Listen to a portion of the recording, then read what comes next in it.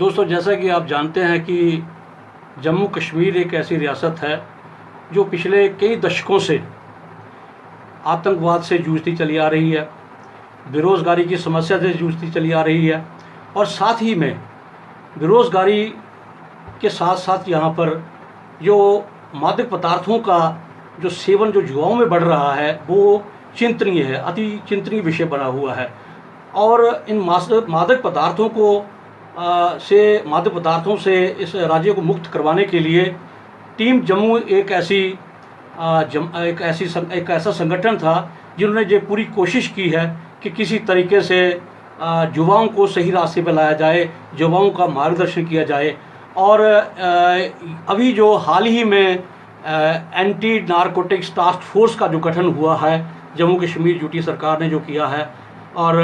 वो भी टीम जम्मू के जो का ही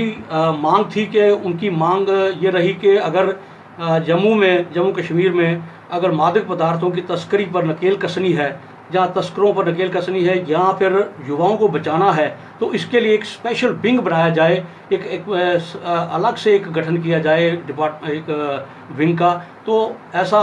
सरकार ने किया है और इसके लिए हमारे जो डीजीपी दिलबाग सिंह जी है वो मुबारक के हकदार हैं। अभी उन्होंने अपनी दूरदर्शिता का परिचय देते हुए यहाँ पर बनाया। और अभी हम आज हमारे बीच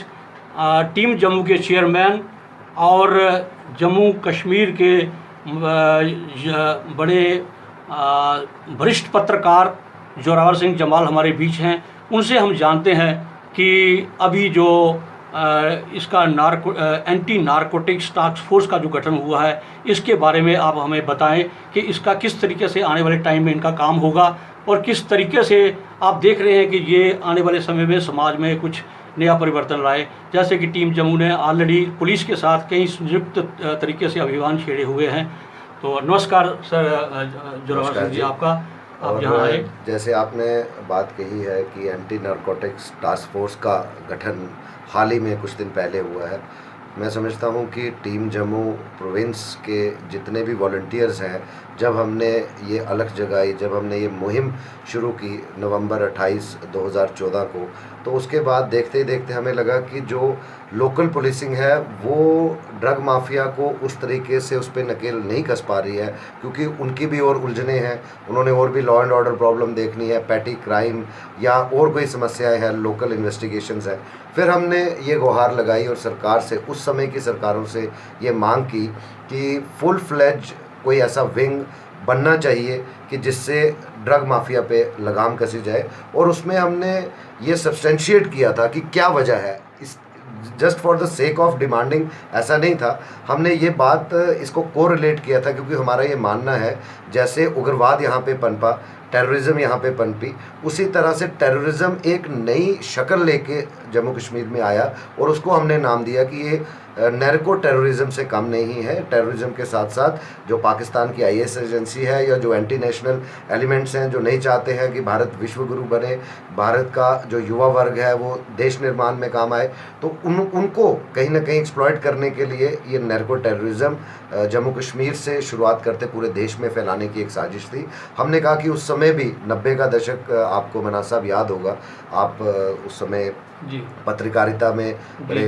बढ़ चढ़कर इसमें थे, और आपको याद होगा कि यही जम्मू कश्मीर पुलिस विफल हो रही थी उग्रवाद पे नकेल कसने के लिए। लेकिन इसी जम्मू कश्मीर पुलिस से फाइनली स्पेशल ऑपरेशन ग्रुप्स का जो है यूनिट तैयार हुआ, स्पेशल टास्क फोर्स एसओजी और एसटीएफ का निर्माण किया गया, और उसी एसओजी और एसटीएफ ने बाकी पैरामिलिट्री फोर्सेस के साथ मिलकर यहाँ पर उग्रवाद की कमर जो थी तोड़ के रख दी। आज भी आप देखिए काउंटर इंसर्जेंसी ऑपरेशंस में किस तरह से उग्रवादियों का खात्मा हो रहा है। हमारा भी यही मानना है कि इससे पहले कि हमारा जो जम्मू कश्मीर है, यहाँ का युवा जो है बेकार हो जाए, इस नशे के ग्रस्त में आ जाए और ड्रग माफिया हम पे हावी हो जाए, ये नैरकोटिक्स जो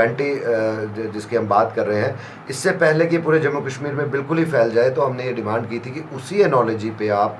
एंटी नैरकोटिक टास्क फोर्स का एक यूनिट तैयार कीजिए, फुल फ्लेज यूनिट जो पूरे जम्मू कश्मीर में, उनको स्पेशल पावर्स होने चाहिए और उसमें जो भी ऑफिसर्स हों उनकी इंटीग्रिटी पे कोई दाग नहीं होना चाहिए, और हमारा ये भी मानना था कि उनके वो लॉ नोइंग उस तरीके से होनी चाहिए कि स्पेशलाइज्ड, जैसे विजिलेंस विभाग है, क्राइम ब्रांच विंग है, उसी तरह जिनकी हिस्ट्री रही है कि उन्होंने ऐसे ड्रग माफिया पे अपने पिछले कार्यकाल में नकेल कसी थी, ऐसे लोगों को इस टीम में लाएं ताकि हमारा युवा जो है, आने वाली जो पीढ़ी है, इस नशे के चंगुल में ना फंसे। जोरावर जी, आप अच्छी तरह से जानते हैं कि ये चीज़ आपने भी महसूस की होगी कि ये जो ड्रग माफिया जो है, ये युवाओं को नशेड़ी तो बना रहा है, लेकिन नशेड़ी के साथ साथ उन्हें अपराध करने पर भी उनको आमादा कर रहा है, उनको मजबूर कर रहा है। अभी देखिए, अभी कल ही जहाँ पर एक घटना जो है सामने आई है कि रिहाड़ी में 3 युवकों ने नशे की खातिर एक आदमी के किसी के घर में जाके रिवॉल्वर चोरी किया, उसका 5,000 रुपया चोरी किया और रिवॉल्वर बेचने की आड़ में वो पकड़े गए, लेकिन वो किसके लिए? सिर्फ नशे के लिए। तो इस ऐसे हालात में कानून को किस तरीके से आप देखना चाहते हैं कि, क्योंकि अक्सर होता क्या है, हमने ये बहुत बार देखा है कि ये कितने जी 2 ग्राम 3 ग्राम 5 ग्राम का कोई चक्कर होता है जिसमें वो बच निकलता है। मान के चलें कि अगर एक व्यक्ति एक लड़का जो है 15 साल 20 साल 25 साल का लड़का, वो 2 ग्राम 3 ग्राम 4 ग्राम हेरोइन वगैरह अपनी जेब में डाल के घूम रहा है, आखिर अपराध तो वो कर ही रहा है ना, क्योंकि प्रतिबंधित वो पदार्थ है, मादक पदार्थ है, तो वो उसको लेकर जा रहा है, तो उसको छोड़ने का मतलब क्या होता है? कानून कहीं ना कहीं तो थोड़ी ढील देता है। इसमें के बारे में आप क्या कहना चाहते हैं? देखिए, इसमें 2 चीज़ें हैं। हमने इसमें बड़ा डीपली स्टडी किया। हमें पहले पहचान करनी पड़ेगी जो नशा बेचने वाला है और जो गलती से इस नशे की जद में आ चुका है। मेरा ये मानना है कि इसी के चलते जब हमने तब डिमांड की थी, जैसे आपने हवाला दिया, मैं पहले उसी बात का जवाब दूं कि जैसे रिहाड़ी का एक इंसिडेंट, ऐसे पिछले कई सालों से 3-4 सालों से हमने बहुत से ऐसे वाक़े पूरे जम्मू में, ना सिर्फ जम्मू में, सांबा में, कठुआ में, उधमपुर में और रजौरी में भी हमारे पास ऐसे वाक़े सामने आए कि जहाँ पे हमारा नौजवान जो है, आप चेन स्नैचिंग की बात करें, आप बाइक लिफ्टिंग की बात करें, वहाँ तक तो ठीक है कि पुलिस ने पकड़ लिए, FIR लगा, जो भी कानून है, उसके बाद में प्रोसिक्यूशन में केस चला, लेकिन उसके पिछली हिस्ट्री कि एक ग्रेजुएट नौजवान या एक पोस्ट ग्रेजुएट या जो बाहर हायर स्टडीज़ के लिए, टेक्निकल एजुकेशन के लिए गया हुआ है, वहाँ से विफल होकर वापस आता है, किसी ने भी उसकी हिस्ट्री जानने की कोशिश नहीं की। आफ्टर ऑल वो वहाँ पे नशे की लत में आए, वो वहाँ पे भी पढ़ाई पूरी नहीं कर पाए, जब वापस आए तो उनके माता पिता ने कहीं ना कहीं सामाजिक शोषण ना हो जाए ये बात चोरी रखी, पर्दे में रखी, लेकिन जिसके अंदर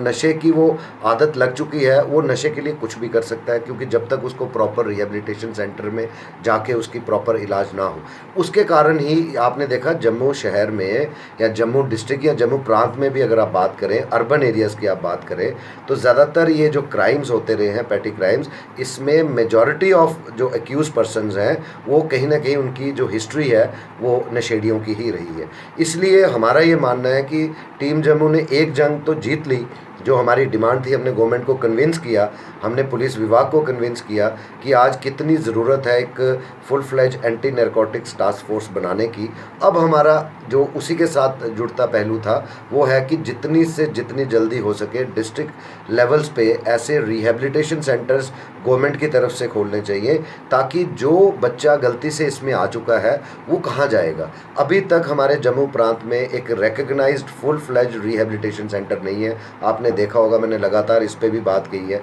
कश्मीर में है 2 हैं फुल फ्लेज सेंटर्स हैं, लेकिन यहाँ पे भी लगता है कि इंसानी नाते पे भी हमारे साथ कहीं ना कहीं डिस्क्रिमिनेशन हो रही है। जो बच्चों को, जो जिनके माता पिता हमें अप्रोच करते रहे हैं, हमने पंजाब या हिमाचल में जो NGOs रन कर रही हैं different addiction centres, rehabilitation centres, हमने उनको गाइड किया कि आप वहाँ जाइए, वहाँ खुद जाके देखिए, जो लोग रन कर रहे हैं उनसे बात कीजिए। अगर आपको लगता है कि आपका जो बच्चा है यहाँ पे ठीक हो सकता है तो ज़रूर आप डालिए, बजाय इसके कि आप चुप रहेंगे, घरों में बंद रखेंगे, ये ज़्यादा देर चलने वाला नहीं है। अब हमारा नेक्स्ट जो स्टेज है कि फुल फ्लेज रिहेबिलिटेशन सेंटर्स जो है खुलने चाहिए। आपको बता दें, इस आंदोलन में भी टीम जम्मू को थोड़ी सी कामयाबी मिली है।